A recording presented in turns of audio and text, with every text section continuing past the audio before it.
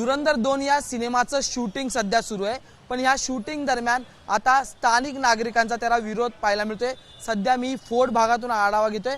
याच फोर्ट भागात मागचे 2 आठवडे जे तिथे शूटिंगचं आयोजन करण्यात आलं होतं, पण या शूटिंग दरम्यान ड्रोन उडवले गेले, ज्वलनशील पदार्थ वापर केले गेले असा स्थानिकांचा आरोप आहे। आणि त्याच्यानंतर महानगरपालिकेकडून आणि पोलीस प्रशासनाकडून या शूटिंग दरम्यान कारवाई सुद्धा करण्यात आलेली आहे, असे एक प्रकरण समोर आलेले आहे। या संदर्भात बोलण्यासाठी आपल्या सोबत फोर्टचे रहिवासी संजय गुरवजी आहेत। गुरवजी, नेमका हा प्रकार काय आहे?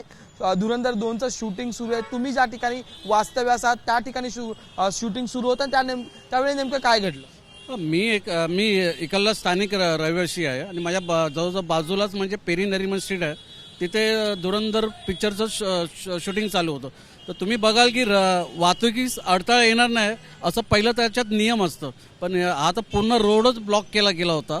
आणि त्याच्यात जसं टेररिस्ट अटॅक म्हणजे जसं फायरिंग, डमी गन, ज्वलनशील पदार्थ, गॅस सिलेंडर याचा वापर केला गेलेला आहे। आणि जर तुम्ही परमिशन देताना त्याच्यात असं क्लॉजमध्ये यांनी म्हटलं आहे की आम्ही डमी गन वापरणार नाही, आम्ही हेलिकॉप्टर उडवणार नाही, म्हणजे कॅबल वापरणार नाही, क्रेन वापरणार नाही, परंतु त्याचं सर्व अटीसाठीचं यांनी नियम डावळून यांनी ही शूटिंग केलेली होती। जी स्ट्रीट आहे त्याच्या बाजूला सुद्धा जे ते शांतता झोन म्हणून मंदिर आहे, त्यामुळे तिकडे जे ते आवाज करता येत नाही, त्या ठिकाणी सुद्धा शूटिंग झालं होतं। हो, खरं तर असं झालं आहे की पेरी नरिमनच्या शूटिंगचं जे जागेचा वापर होता, ज्या पेरी नरिमन स्ट्रीटला ॲक्च्युअल दिलं गेलं होतं त्याचा वापर त्यांनी मोदी स्ट्रीट येथे केला गेला। आणि तिथं जर पाहिलं तर मोदी स्ट्रीटमध्ये एक मस्जिद पण आहे आणि एक आग्यारी पण आहे, म्हणजे हा पूर्ण एरिया येतो ती जी मोदी स्ट्रीट हे शांतता क्षेत्र म्हणून ऑलरेडी त्या क्षेत्रामध्ये येतं, सायलेंट झोन म्हणून ते डिक्लेअर आहे। परंतु या शूटिंगवाल्यांनी म्हणजे पोलिसांनी व महानगरपालिकेने का कानाडोळा केला ते माहीत नाही। आणि त्याच्या पुढे असं झालं की त्यांनी अटीशर्तीचं नियमचा भंग केला, म्हणून त्याला त्याचं जे डिपॉझिट होतं तेही जप्त केलं, त्याला दंडही ठोकवला, त्याला ब्लॅकलिस्टही केलं। पुन्हा 12 तारखेला त्यांनी ॲप्लिकेशन केलं होतं, ते महानगरपालिकेने रिजेक्ट केलं, कारण त्याचं मूळ कारण होतं की बाबा तुम्ही त्या गेल्या वेळी ज्या शूटिंगला परवानगी दिली होती धुरंधरला, तर ते त्याच्या अटीशर्तीचा भंग केला म्हणून। पण या ज्या प्रोडक्शननी काय केलं, पुन्हा नवीन कंपनीच्या नावाने म्हणजे बनावट, म्हणजे असं आपण बोलू शकतो शासनाची फसवणूक केलेली आहे त्यांनी।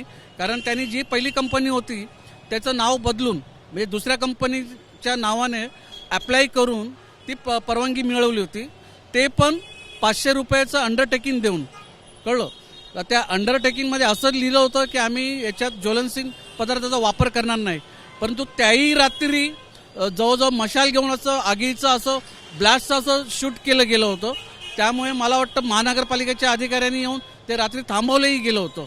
म्हणजे आता याचा अर्थ असं झालं की पोलिसांनी आणि याबाबत म्हणजे आता मुख्य मुद्दा असा आहे, याबाबत मी म्हणजे पोलीस आयुक्तांच्या जे संवाद दरबार आहे त्याच्यातही तक्रार केली होती। तुम्ही तक्रार, मलाही कळलं की तुम्ही स्थानिकांनी तुम्ही पोलीस अधिकाऱ्यांकडे तक्रार केली, पालिकेकडे तक्रार केली, त्याच्यानंतर आता पालिकेने दंड ठोठावला असं म्हटलं जातं, पण पालिकेने तुम्हाला काय सांगितलंय? पोलीस कर्मचाऱ्यांनी, अधिकाऱ्यांनी तुम्हाला काय सांगितलं? नाही, पालिकेने प्रत्येक त्यांच्या पत्रामध्ये माझ्या तक्रारीच्या अनुषंगाने कारवाई करतोय असं पुढे म्हणजे DMC किंवा महानगरपालिका आयुक्त, बाकी मला वाटतं अतिरिक्त आयुक्त यांना ते पत्रव्यवहार केलेला आहे। परंतु माझं असं म्हणणं आहे की बाबा हे सायलेंट झोन्स आहे, परत इथे RBI आहे, टकसाळ आहे, तर इथे ड्रोन उडवलं जातं आणि पोलीस फक्त त्याच्यावर गुन्हा दाखल करतात। आणि माझ्या माहितीप्रमाणे अजून तो ड्रोन जप्तही केलेला नाही आहे, म्हणजे पोलीस कशी कारवाई करतात। परंतु अजून एक माझा त्याच्यात एक मुद्दा आहे की 100 नंबरला कॉल केल्यानंतरही कारवाई काय होत नाही। त्यामुळे आता नागरिकांनी 100 नंबरला कॉल करून कारवाई कशी, म्हणजे काय त्याची अपेक्षा करायची, हे माझा आयुक्तांना हा एक प्रश्न आहे की बाबा याच्यावर आयुक्तांनी एक लक्ष दिलं पाहिजे।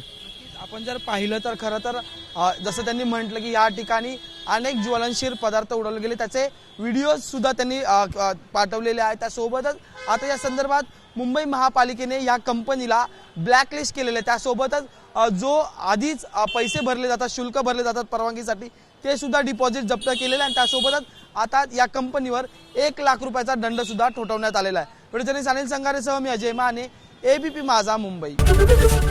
एबीपी माझा, उघडा डोळे बघा नीट.